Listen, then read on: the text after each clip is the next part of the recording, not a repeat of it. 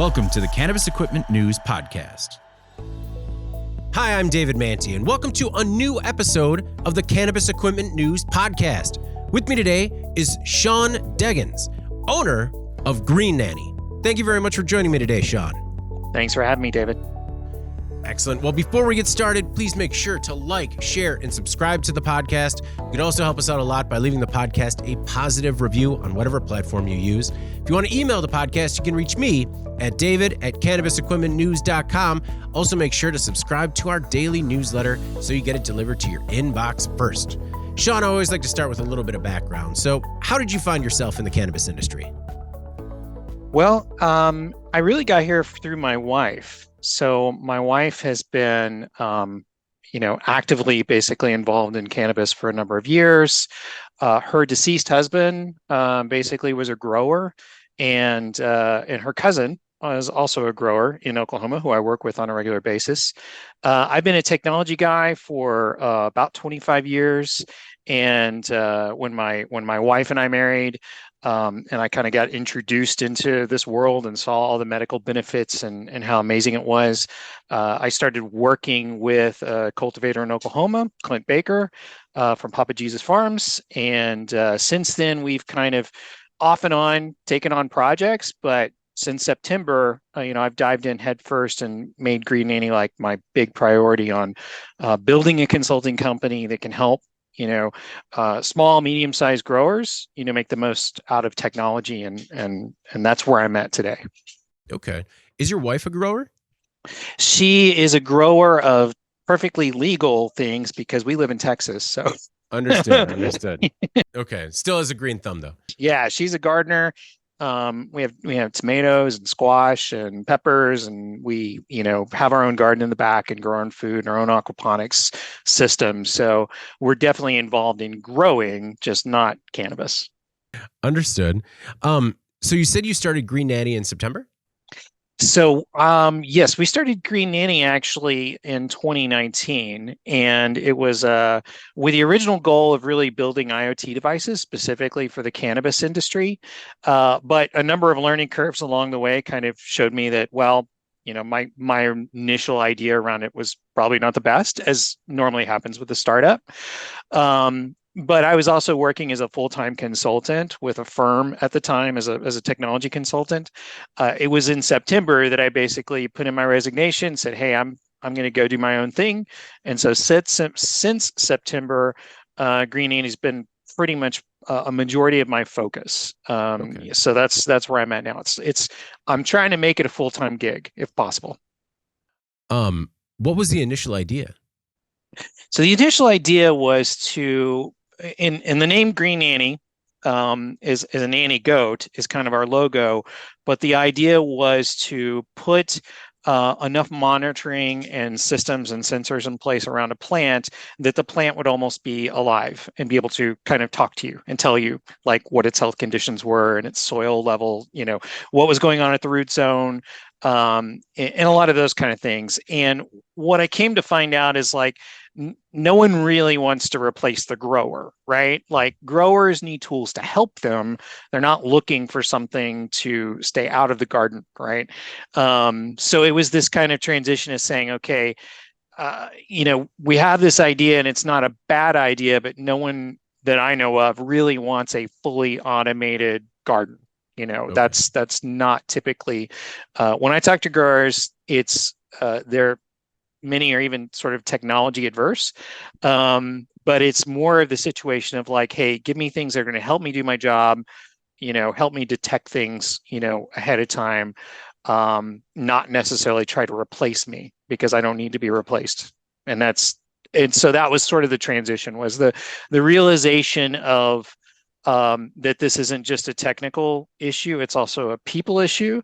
And so some of my growth, in understanding that was from going from we'll just create a device, it'll do everything for you, to, hey, let's create devices that actually help the grower spend more time in the garden, because that's really where they like to be and where they want to spend their time. So how has Green Nanny evolved to help cultivators spend more time with plants and less time on the technology? Well, so recently, a big effort that we've been working on is this concept of the plant health pillars, and as well as like a maturity model around plant care. Now, I know that a lot of growers have an opinionated approach to growing, their stock, their cultivation, their cultivars. So I didn't want to basically step on anybody's toes in that way, but there are definitely some best practices that you can bring to growing and the technology around growing. And so what I have seen is a bit of a disconnect between growers and, well, what is the right technology to use? What's the right, thing to jump into? And so I developed this maturity model as a way to help cultivators kind of assess where they are, in a spectrum of different levels, all the way from ad hoc, meaning like we don't use technology, we don't really communicate data, we just walk in, we look at the plants, and we make decisions on the moment, to a sort of fully automated where it's like, yes, we're still involved in the plants, but watering is done automatically. We're using sensors in place to help adjust the temperature. We're looking for microclimates, which is a much more advanced level of technology.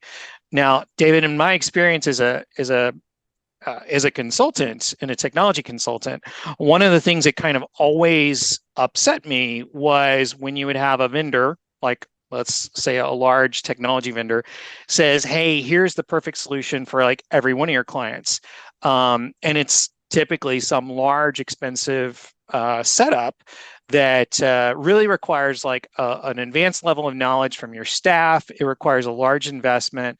And that may be the right solution for some cultivators, but for a lot of cultivators who may just be working off of clipboards and whiteboards to like message and keep track of where they're at on their harvest and to communicate with employees, jumping to something like that is almost destined to fail. Right. So what I've done is kind of given you that stepping ladder up on the maturity level, so you can say, well, I'm right here. I'm at like, the developing stage, but I'd like to get to the advanced stage. And so now we have a pathway to kind of get you there that looks at people, processes, and the tools and technology that they'll use. A big goal of mine has been, let's put people first. Like that's the to me the important part of the cultivation process is the people have to come first, and the technology can't get in their way. It needs to be part of the process of helping them achieve what they're trying to achieve. Is the platform you're talking about Boutique Notion, and how has technology been getting in the way thus far? So Boutique Notion is a smaller product that we put together to basically help those people who are like at that stage 1 or stage 2. Okay. And it's not meant to replace like a larger ERP like Cannabis 365 or something like that. It's really, I mean, boutiques in the name because it's meant for like a smaller grower, right? Okay. And I would say like technology, and I don't mean necessarily gets in the way, but there's a lot of overhead, as everyone kind of knows who's working in this field right now, especially when it comes to seed to sale tracking and everything that's basically involved in staying compliant and legal. Even to the point of like, some states require that you actually fill out forms and have those forms available, and if you're capturing that data already inside Metric or, BioTrack or one of those products, then why do you need to go and fill out a form? So finding a way of marrying that and saying, hey, all right, we'll run reports, or we'll find a partner who will help you run reports that are just going to print off these things for you so that you can hand them over to OMA or whatever your local compliance office is at your state. So that's just a small example. The other one is also, if you start looking at some gardens, I've seen gardens that are like oversaturated with telemetry devices and sensors, and they kind of get in the way. If every plant has a moisture sensor inside of it and you have 1,000 plants, you suddenly have wires all over your grow room. So finding ways of getting away from those types of issues is a point of focus for me, and making the best use of the technology that you buy. Sometimes people go out and they'll spend a whole lot of money on the technology without a real understanding of like, how can we exploit this and get the absolute most out of it? Like, how do we get the data out of it? How do we start making decisions off the data that we're gathering off of this very expensive system that we put in place? So it's in a way, it's not that it's necessarily the technology is in their way. It's just we can help make their use of technology more efficient by just looking at like, hey, what's your work process? What are you doing every day? What things are bottlenecking you? Like, what slows you down the most? And in those simple questions, we can go back and say, okay, well, if we put this product in place or this tool in place, train your people on it, get used to using it, because practice is part of the process. Then it will save you time and money in the long run. I understand that growers are tech averse, but is there a happy medium? That is, and David, I think there is, but I think that is different for every grower. And so part of the reason why I put together the maturity model was so that, and I try to make it very clear that, hey, look, if you're coming in on a 1 or a 2 on the maturity model, that's not a judgment. That may be what's working for you.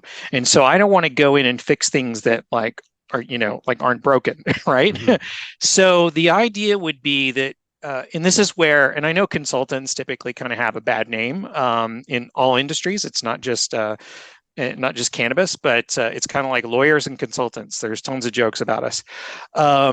But the truth is that having someone who can kind of come in and help you assess where you are in comparison to where other cultivators may be in the industry helps you to make the right kind of decisions for your organization. Because a lot of boutique growers, they're not necessarily looking to be a multi-state operator and build up, and they're not looking at that side of quantity over quality or those things. They're really looking and say, okay, how do I create the best quality marijuana for the best price and make the best use of my employees, and that's kind of the approach that I like to take. Is I like to work specifically with somebody to say, here's where you're at and here's where you could be if that's what you want to do, and look at it that way. So yeah, I think that there is a happy medium, but it's the sort of thing that each grower and each cultivation facility and owner needs to kind of come to an understanding. Where I see oftentimes the problem is just a lack of knowledge, right? They don't know what that next level is. They don't know what the possibility of things could be. And so they're just going to kind of keep doing what they know how to do without the knowledge of, hey, there's other ways of doing this, and there's better ways of doing it. But if they're heads down in the plants on a regular basis and not basically paying attention to the technology and stuff like someone like I am, they may not be aware of it. How do you figure out what each individual grower's happy medium is? I mean, is it a long conversation about all the sensors that are available on the market, or you kind of just get a feel for their style? It's really, it's a discussion. I mean, I think that that's a really important part of it.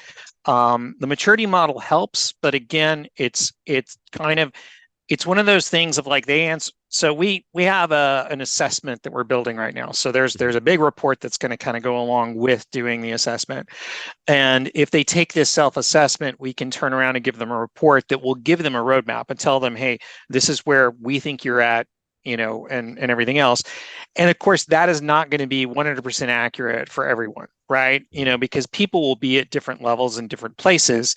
And so that's why we align it with we have about 14 pillars of what we call, the plant health, right? Plant care health. There's about 14 different pillars around that. And every one of those has a different approach on what you're doing within your organization, how your people do work. And that's also spread across the different levels of the maturity model. So you could score a 1 on your, on basically like your pest and disease management, but you may score a 3 on irrigation, and you may score like a 4 on lighting. So you may have like an amazing lighting system, and that may be the thing you care the most about, right? So it can hit in different places for different cultivators. And then once we kind of have that information, it makes it easier to go back and have a conversation and say, hey, this is where you're at this. Is there anything that you want to look at changing to improve to get better in the process? Now, David, here's the very cool thing about that is that once you've kind of looked at one pillar and you've started some processes, maybe you've put a clinic in place to develop what your pest management process needs to look like. You've trained your people on it. You've got a practice going. You've got a roadmap. You know where you're going. It's much easier now to take that and start applying it to these other pillars, right? So if you find yourself scoring at a 2 at some other area, some other level, maybe it's like nutrients or something like that, then you can say, okay, well, let's apply the same thing here. And it gives you a good kind of roadmap and a dashboard of saying, okay, where are we at? Where can we go? And you can continuously evaluate, like, do we even need to progress, or are we happy here? And I think that's an important part of it is,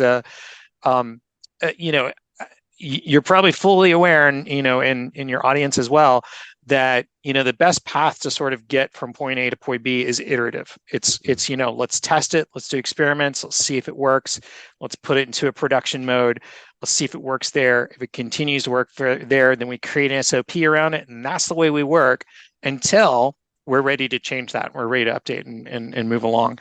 And that's, again, not just a technology thing. It goes along with people. It goes along with, even your process of how you move throughout your facility. I've seen people who even analyze that. It's like thinking of it from the industrial standpoint of, like, the fewer touches a plant needs to have, the better it is overall. The fewer people have to be involved, typically the better it is. So a lot of what I kind of bring to the table is, okay, you've been working full steam ahead for a really long time. Let's slow down in some places and let's look at it and analyze it and say, okay, what's the method and the process of improving it to make you even better in this area? What are the 14 pillars of plant health? Oh, wow. So let's see if I can, basically go through all of them. So the big ones are obviously temperature, humidity, VPD, sorry, carbon dioxide, CO2 management, lighting, air distribution, water, nutrition and fertilization, irrigation and fertigation, which is different than water itself. Water is really about the water quality and how you reuse it, things like that. Growing media, beneficial microorganisms, oxygenation at your root zone. Now, that's one of those ones that's kind of weird because if you're using soil, it doesn't matter as much, but if you're using hydroponics, it's very important. Root zone care, canopy management, and then disease and pest control. Okay. Nailed it. You was ready. I wasn't cheating and reading off notes, I promise. Not at all. So how do these 14 plant pillars of health tie into this maturity model to give a cultivator a real good picture of what's going on at their operations? So again, it kind of fits into that idea of you've got these different stages. Mm-hmm. And so the stages are, you've got what we call ad hoc, basic digitization, intermediate technology adoption, advanced technology adoption, and cutting edge technology adoption. Or if the easy ones are the initial stage, developing stage, define stage, manage stage, and optimizing stage. Now, these aren't things that I necessarily came up with on my own. A lot of this idea of a maturity model comes from other industries like manufacturing, as well as like data management. There's plenty of maturity models around data management, but whenever I went to go look for something like this in cannabis, I was surprised I didn't find anything. There's definitely some things around plant life cycle, without a doubt, right? So there's plenty of information very specific about plant life cycle and plant care on the different levels of the plant life cycle.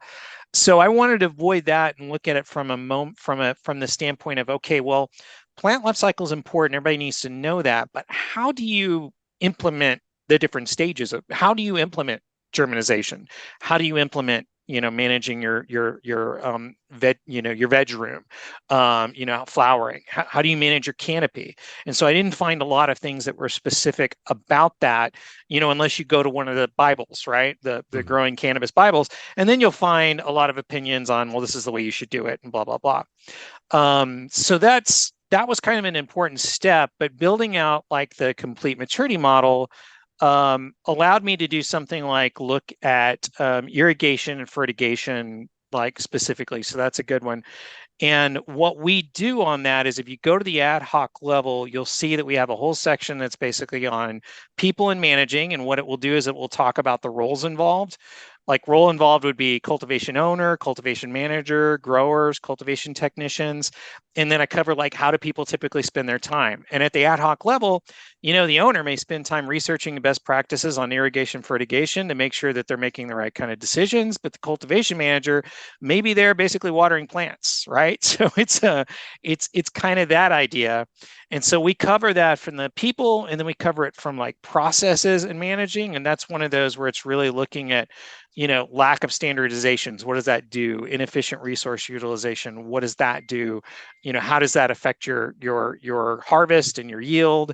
And then I very specifically cover like, if you are at this stage, you should at least be capturing these data attributes, like starting off with some things like, what do you need to gather at this level, and what does it need to look at?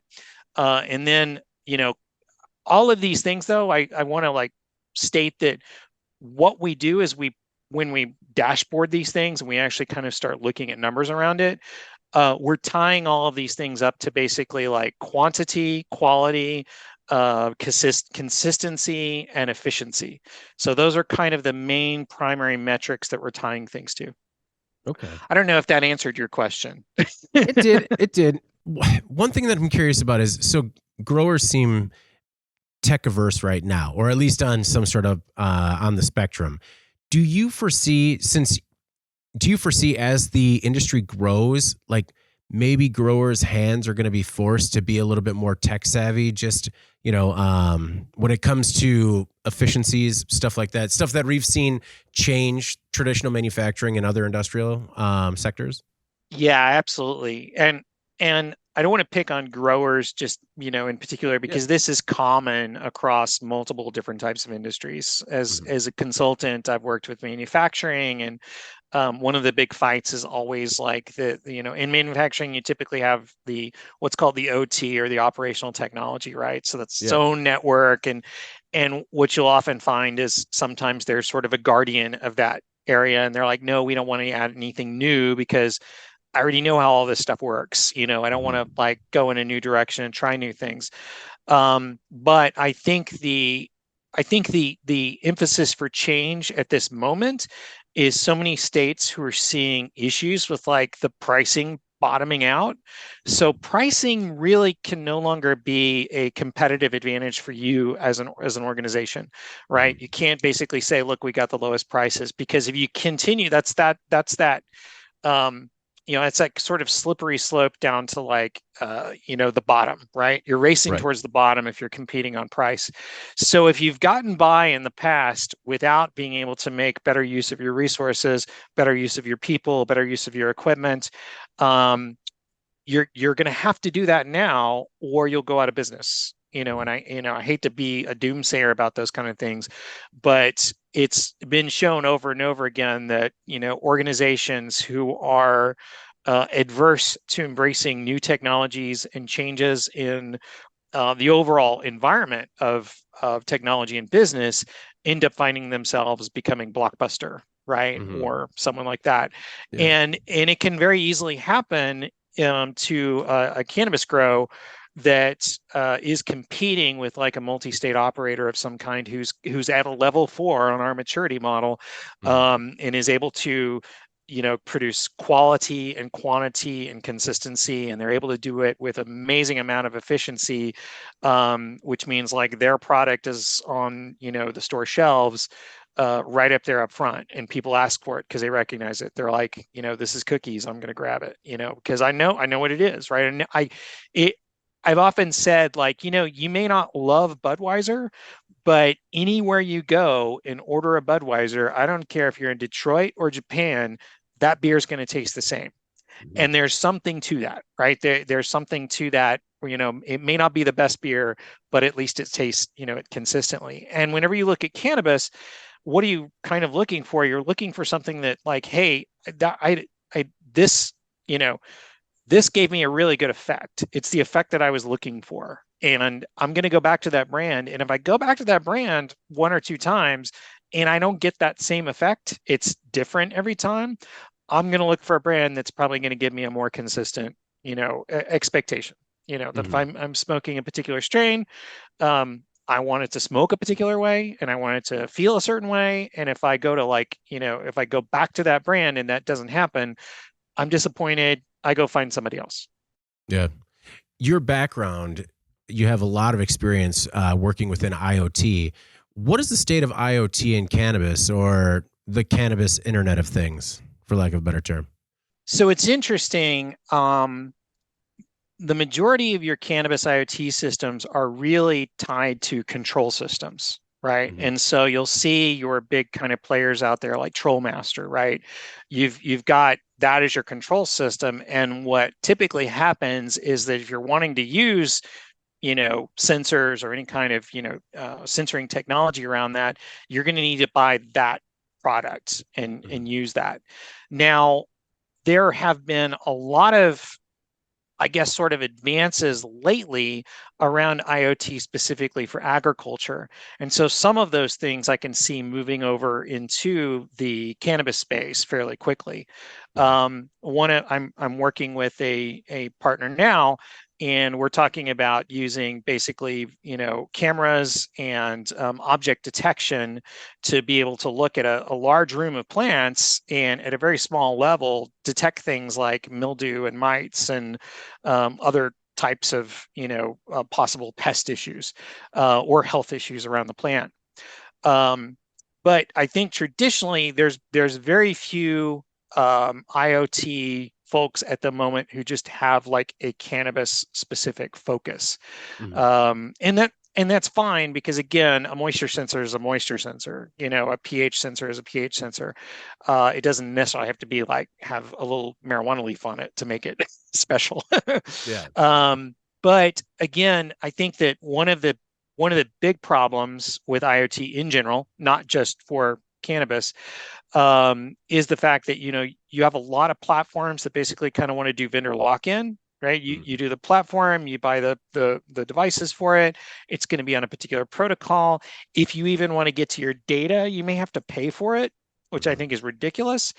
Um, but again, there's a lot of sort of devices on the market that if you do it right, if you're basically buying the right kind of device, it's flexible enough that you can do other things with it. And with the advent of this concept that's basically called edge computing, you can actually take your own logic and your own machine learning models and push those down towards a device or a gateway somewhere where you've got more data processing that's even like closer to the plants. So you're not having to necessarily send a lot of telemetry up to the cloud and then do all your processing up there. You can actually do your processing very close to where the plant is and just gather the data that you really need to do other kinds of reporting.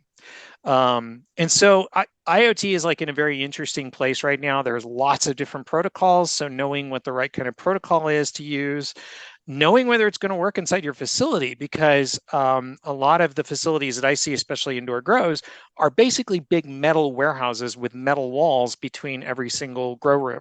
Hmm. And that can affect your Wi-Fi signals. It can affect your 5G signals. It can affect any radio signal you have could be affected by that. So you may not have like room to room communication.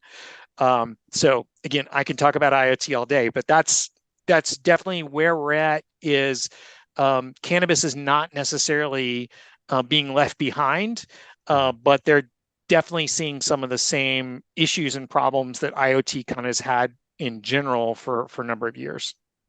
How can cannabis in particular overcome those issues? Is it just about trial and error? Is it about, partnering with experts like yourself, just who know what works and what doesn't, just as kind of like a cheat code, for lack of a better term?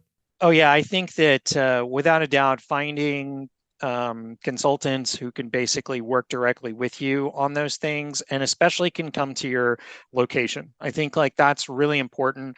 Is have someone who knows what they're doing, who can actually go out to your facility and work with you at the facility, because this isn't a remote work kind of job, right? You're going to need to be there to see, what are the walls like? What are the other possible interferences in the area?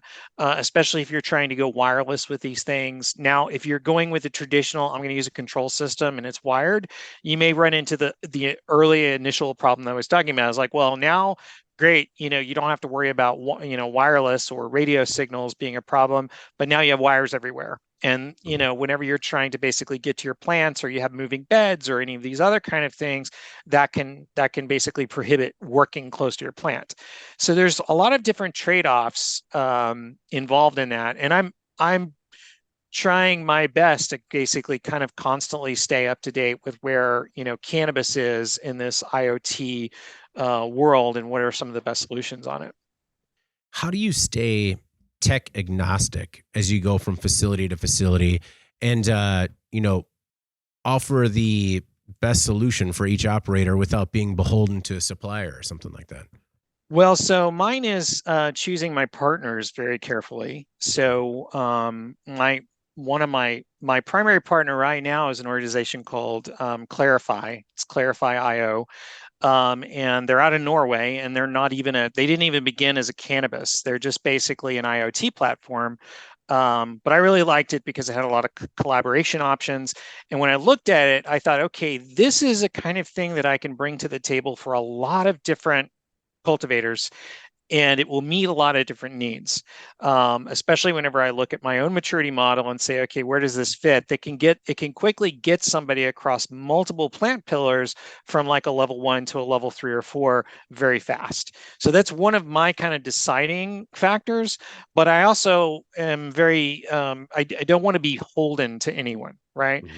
So my background is very much in Microsoft and Azure. And I've got certifications in it. It's where I'm basically kind of pro. But I'm not going to go in and say, well, everything is a Microsoft solution, because it's absolutely not. I think some growers are absolutely just fine going with a platform like Clarify IO, or even smaller systems like there's databases like InfluxDB, and you can put Grafana on top of it, and you can run that inside some Docker containers. You can put it on one server. You can put that in your facility, and you can gather metrics in your data there. It's a cheaper, smaller process. It's definitely not going to work for like a bigger cultivation facility, but it's a good solution for where people are at. So that's kind of my litmus test, is like it's why the assessment is important to me. I like all of my clients who I kind of work with to go through this assessment process. It's a little bit of overhead, but what it does is it allows us to get on the same page of like where they're at. Because I've had people say, hey, I want, to connect up with, this system, and I want to do this and all of these kind of things. And I kind of turn around and say, well, here's your price point. Like, oh no, that's way too much. And it's like, well, where are you at right now? And it's like, well, we have metric. It's like, okay, well, that's a great place to start. I'm glad you're using metric, but there's other things around that are probably going to be more worth your time looking at. And David, one of the things I try and do is avoid big projects. I like to do things small and incremental and test, and then say, okay, is this working for you? And if it's working for you, then we look at like, what's the next step? I know a lot of people may get impatient with that and may think, oh, that's not very fast, and we want to move fast. We want to take the market and blah, blah, blah. But the problem with that is what I've always seen with that is like, well, we have given you an 18-wheeler, a tractor trailer, but you don't have a driver. You don't have any way of paying for the fuel. You don't even know how to do maintenance on a diesel engine. So there's all of those kind of things that I think people don't think about, because let's face it, technology sellers are really good at like saying, look, hey, here's your ROI, and this is all the things that will solve for you. And I'm not saying that all those things aren't true. It's just they sometimes brush over the fact that like, hey, you probably will need staff maybe dedicated to understanding this technology, doing training on this technology. Anytime you bring a new person in, they'll need training on this technology. It's overhead that's involved in it. It just doesn't come in and solve your problems for you. One of the terms that you threw out that sometimes I think gets bypassed as an industry buzzword is edge computing. So for those in the industry that aren't aware or don't know exactly what edge computing is, could you give us sort of like a 10,000-foot view of it and then talk a little bit about how it specifically fits into cannabis? Oh, yeah, absolutely. So typically in your IoT world, you're using sensors. And sensors can be really simple. It can be a very small thing that's basically like a moisture sensor. And a moisture sensor doesn't take much power, but what it does is just stupidly continuously send the same electronic signals all the time that are interpreted into, a particular level, like a particular level of moisture or something like that. So that's what we call basically like either a leaf device, or a dumb device, depending upon, which you want to do it. But so that's your typical devices. Now, edge technology is this ability to take advantage of a MCU, basically a microcontroller unit, or even like a more advanced processor, would typically be inside of your computer, to be able to partner with these kind of sensors. Because traditionally, what we would have to do is I'd have to get that sensor data, that moisture sensor, and think about a cultivator that's got 1,000 plants and they're all soil, and I've got a moisture sensor in every single one of these plants, and I've got all this telemetry going up to the cloud every single day so that I can do something with it. Well, what Edge does is it allows me to say, okay, well, at first I am going to go ahead and push all that data up there, but I'm going to build some machine learning models around it that can kind of say, all right, if I'm seeing this level of moisture hit here or here, I want to raise an alert and let one of my facility technicians know that, hey, you're overwatering these plants or underwatering these plants or something like that.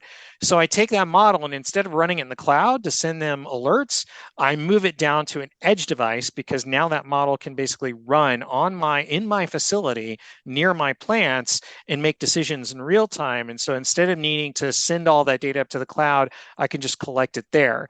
And what I might then do is then on the edge device, I may just create aggregates of that data. Right. I may just say, hey, here's moisture levels for the past hour.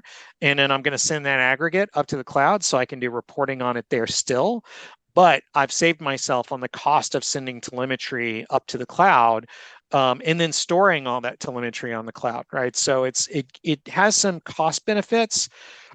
And whenever it comes to things like, another thing that is a good point is your security systems or your internal cameras. They're basically looking inside your cultivation facility. You may want to protect everyone's, personal identification or information there, right?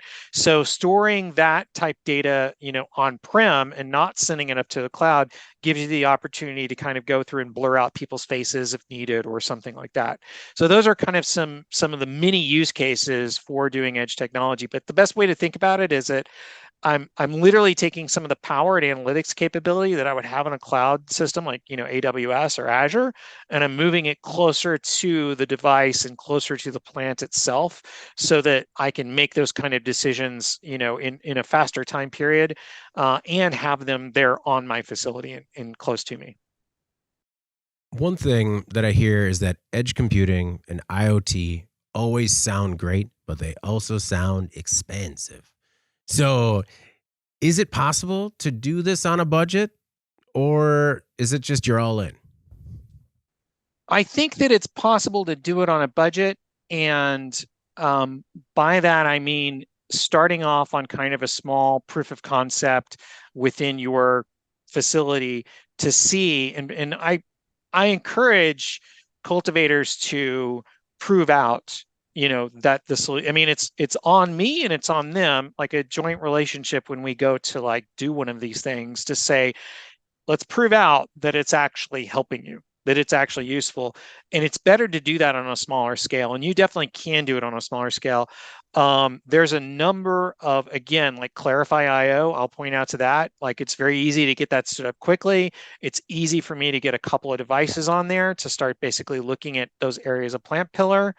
And then, easy to go up there and start looking at it and communicating with a team.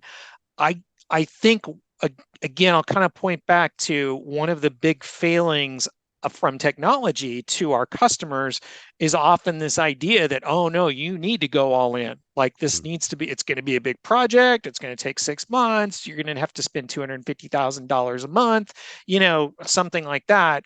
And I don't think that that's always necessary. It might be after we've done a POC and you've got 5 cultivation facilities and you say, heck yeah, this works for me, but then at least you have you've come to this as a cultivator. You're the one who has come to the decision based upon data that you're seeing on a daily basis, based upon your own instincts and all those things. I don't have to sell you on it. Like it's you're selling yourself on it because you're seeing the results of it. But yes, I'll answer your question. Edge technology, IoT, all of these things, they are indeed an expensive investment. They're not cheap. They're not cheap from a financial standpoint, and they're not necessarily cheap from a time standpoint. And by time, I mean there is always going to be an initial investment in training and setup and just learning, as a team. But once you get past that, it almost becomes invisible. It's like, okay, this is a helping hand that we've got in the background, and I can use this now to like send me alerts and reports and those things. So there's kind of a big upfront investment so that, maybe the next maybe this harvest or the next harvest are going to be really focused on learning and understanding what we've got there. But hopefully that makes harvest number 3 easy. And then harvest number 4, we don't even remember we have an IoT system. It's like that, it's that simple. Has it ever not proven out? Oh yeah. Yeah, it can. Now, not in so I would like to say not in my particular experience with cannabis, but I've seen it not prove out in other organizations. And I have to say that the majority of the time it's because they bit off more than they could chew. They did that all or nothing. We're going to go in it. We're going to build these things out without even a real understanding. And this is one of those where you start kind of blaming the consultant, like not understanding the elements of like communication and protocol. How are these devices going to talk to a gateway? How is this gateway going to talk to the cloud? And not walking through that process. I would say that most projects fail in the IoT spectrum because people rush in and try and do it fast, and they do it without the conversations that are necessary to kind of really understand, well, what are your needs for IoT? And again, is IoT going to help you improve your quality? Is it going to increase quantity? Is it going to help with your efficiency? Is it going to get you a consistent product? And so all of those questions around those things need to be answered whenever you're looking at bringing in any kind of new technology. Is it going to help with the bottom line on one of those metrics? And if the answer is, well, yes, then it's definitely like worth looking at and pursuing. But I'm not sure how many people answer those questions. And I've seen a lot of shiny object syndrome, right? Where it's like, oh, it's a new cool thing. Let's do it. Let's buy it. Let's put it in here. And it's like, without taking into consideration all the expenses that are around it, the training and that part of it. Okay. Well, understanding that IoT is pretty nascent in cannabis right now, what does the prospect of AI integration hold in the cannabis industry? I mean, we see that it's being very disruptive in many places right now. What does the future landscape look of like AI's role in cannabis cultivation and operations in general? Well, I can definitely tell you that it can help with things like recognizing the health of the plant. So I'm already working with a partner who's got basically a product that's their focus, right? Is like, hey, let's look at the health of the plant. Let's do it with object recognition. So that's a good place to start. But if we look at like generative AI, like Chat GPT, like, how can I use that? Well, if you think about SOPs, and every cultivation facility almost has, some are required to have, SOPs by law. Well, I don't know about you, but documentation is a pain in the neck. Like nobody wants to write documentation. Nobody wants to update documentation. So what if you had a bot do that for you, right? So what if you had a bot that could basically, you could go to that had all of the information about your cultivation facility in particular, and you could chat with it and you could basically say, hey, we're thinking about running AK-47 on this next harvest. We've done it before. Tell me what my data is around that and what we did and what our process was, and then have Chat GPT basically, spit out, a report that says, hey, this is what you did last time, here's your data around it. This is what you need to basically look at for nutrients. And then you can basically say, okay, I like that, build an SOP around it and hand that out to all my technicians. Make sure that they know that, hey, this is kind of the process we're going to follow. So I think where you're going to see it helping is the same place it's going to help a lot of other organizations. any place where you've had to do a lot of manual typing of creating content and things internally, it's going to help, in that area. Now, again, it's not going to do our jobs for us. As I've often said, a lot of people are saying, oh, AI is going to replace people's jobs and things like that. It's like, no, AI is not going to replace people's jobs. Someone who knows AI and uses it well is going to replace your job.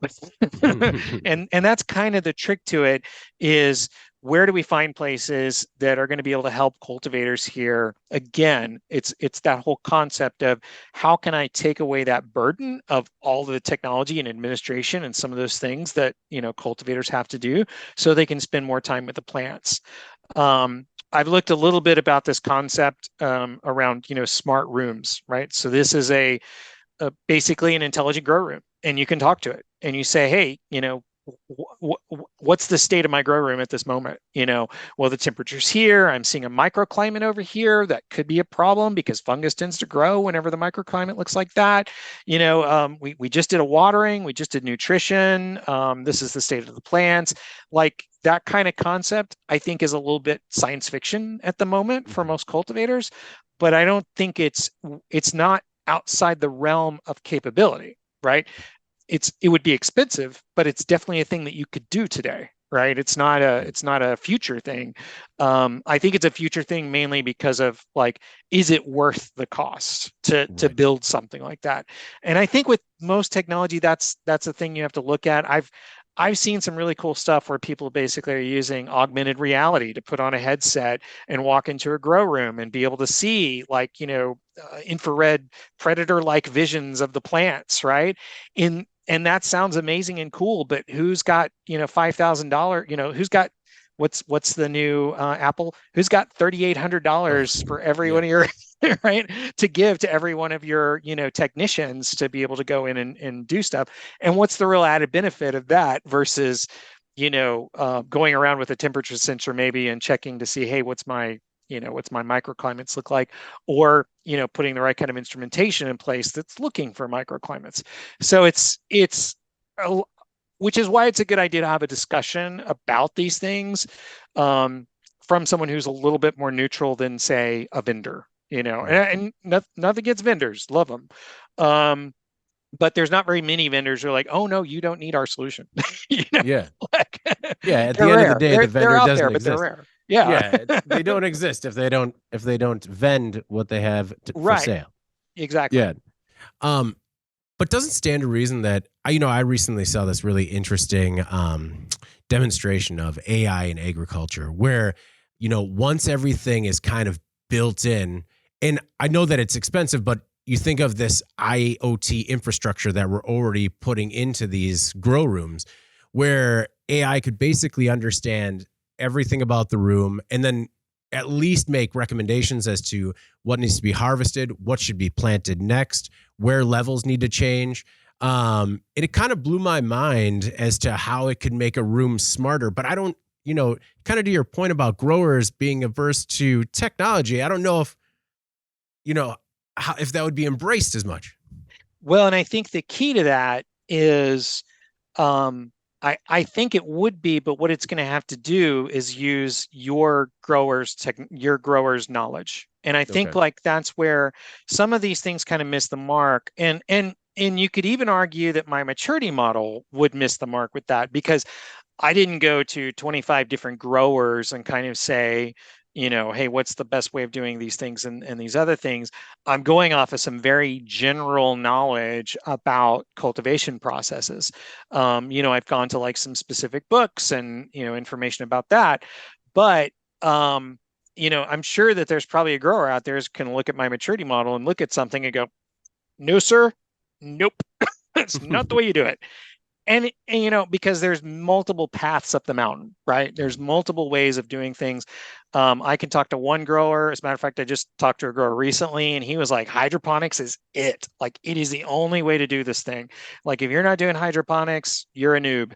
And, and then I work with a cultivator who's like, man, soil is the only way to do it. Soil is Mother Nature's gift, and there's no reason to get away from it. So The trick to that is the AI needs to be able to adapt to the ideology of the grower, right? So it Mhm. needs to know that, hey, this is the way my grower likes to work.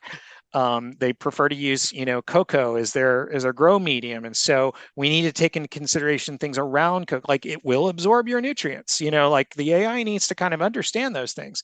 So whenever it's making those recommendations, it's making them off of knowledge that is specific to that grow facility. Now, I think we are at a very cool place right now because now, most of us are probably familiar with like OpenAI and ChatGPT, and you can log on. But the understanding there is that that's one big model that actually a whole lot of people are sharing.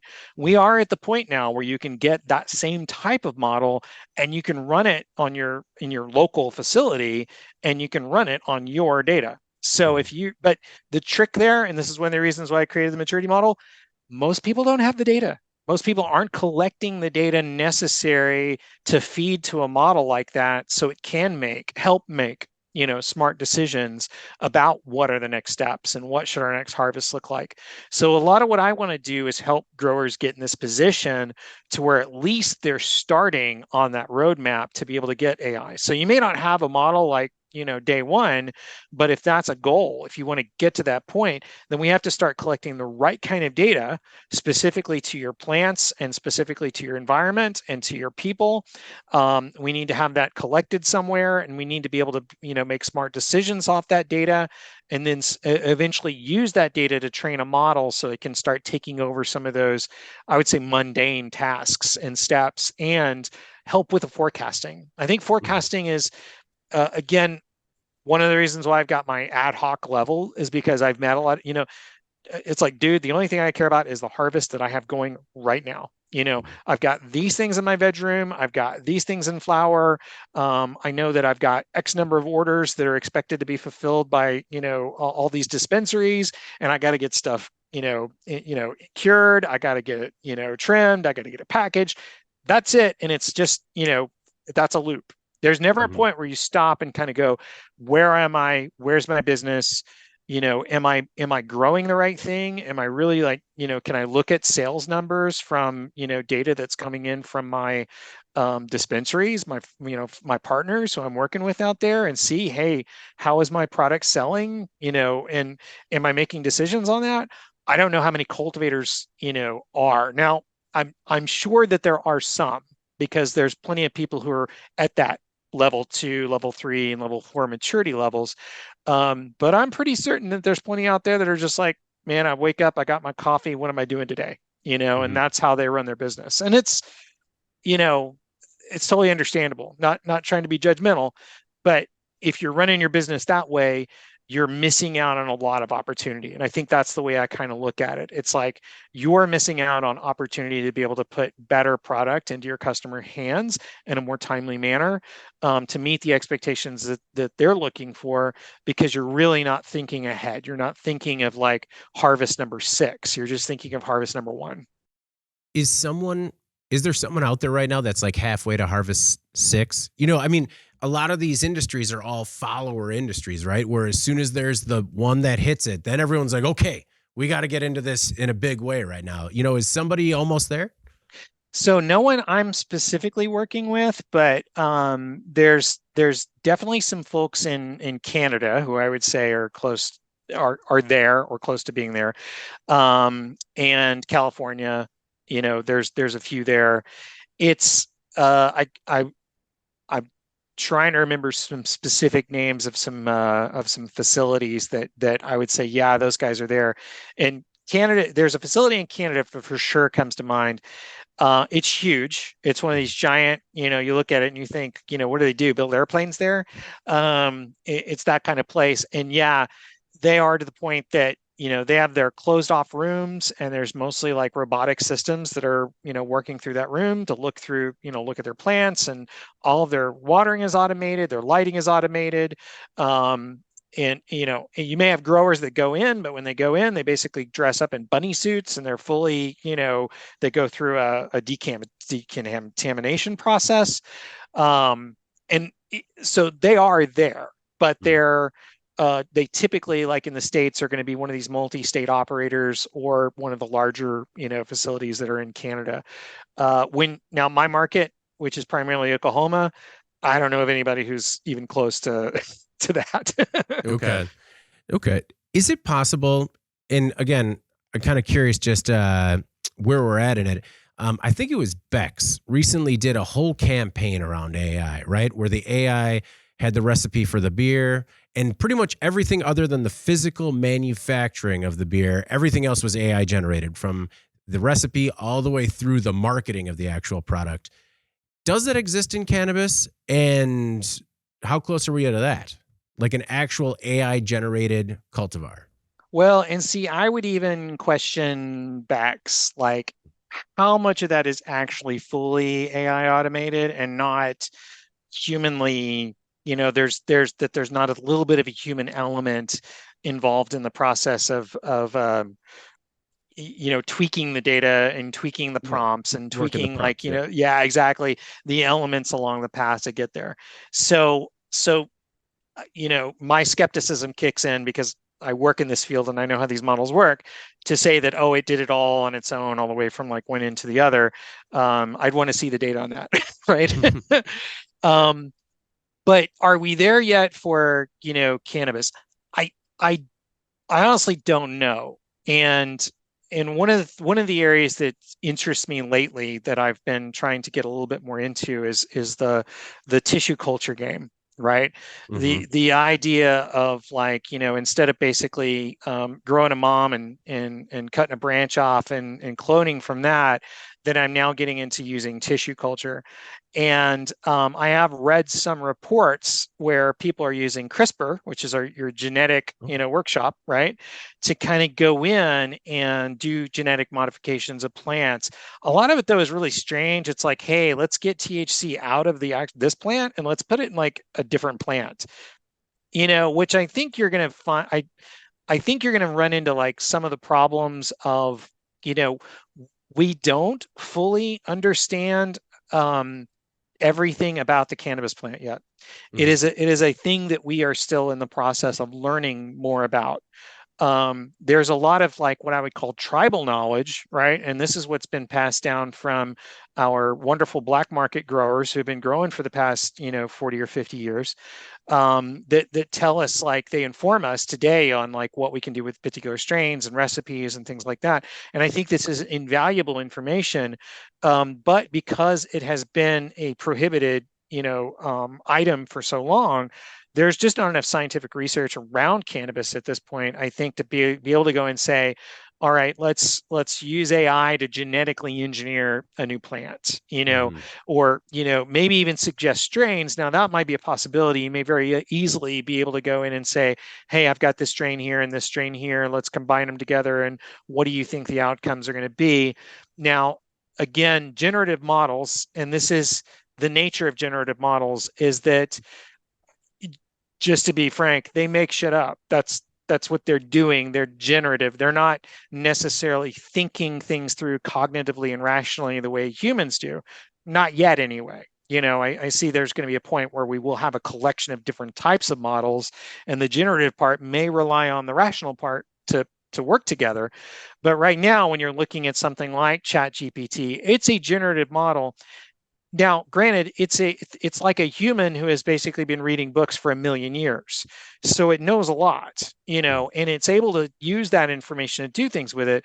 But when you go and you ask it to do creative things, which it can do, your outcomes from it are not necessarily something that I would like basically bet the house on. So I might be able to go to something and say, hey, here's this strain, here's the genetic profile of this strain, here's this other strain, genetic profile of the strain, combine these things together and tell me what I'll see. Unless it really has a vast knowledge of genetics and specifically cannabis, I think you're not going to get a great result from that yet. And that's just today. Specifically, a year from now, someone may be looking at this podcast and be like, that dude was totally wrong because we're doing that today. It's very possible. How often, because you're so close to it, how often do you see people use AI in marketing and you're just like, I don't know. All the time.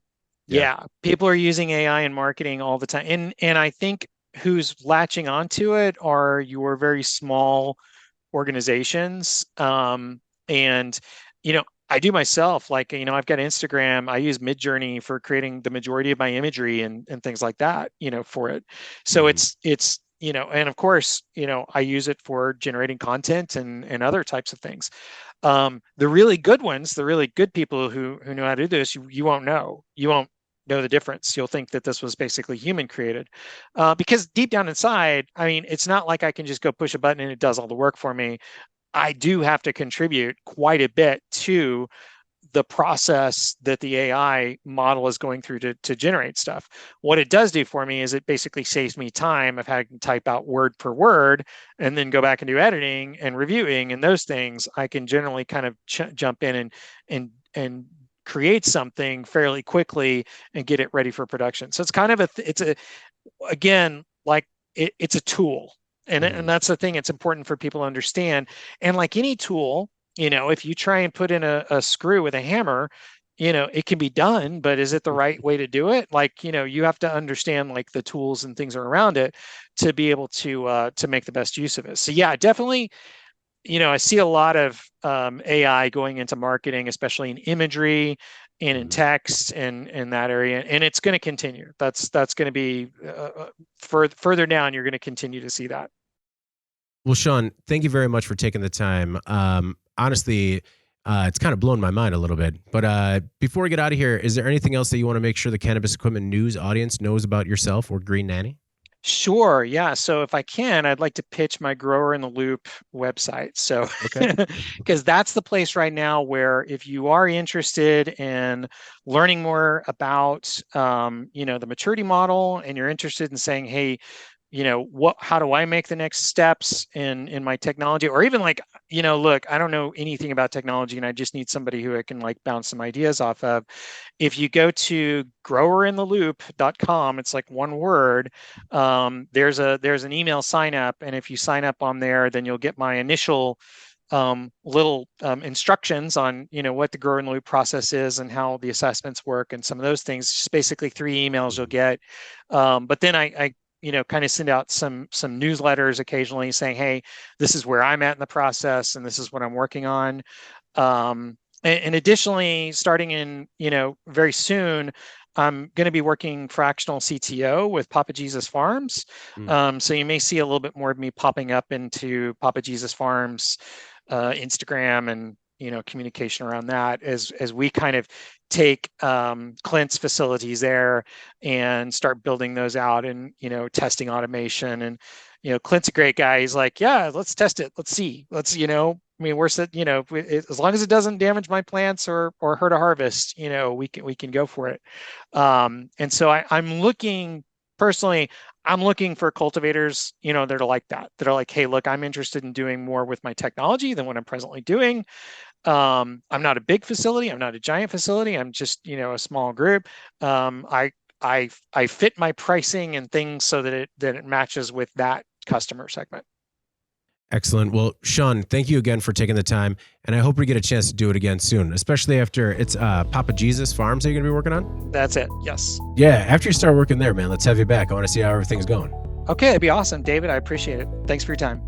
All right. Well, before we get out of here, please make sure to like, share, and subscribe to the podcast. You can also help us out a lot by leaving the podcast a positive review on whatever platform you use. If you want to email the podcast, you can reach me at David@Cannabis Equipment News with email the podcast in the subject line. Please subscribe to our daily newsletter to make sure you get it delivered to your inbox first. For Shawn Deggans, owner of Green Nanny, I'm David Manti. This is the Cannabis Equipment News Podcast, and we'll see you next week.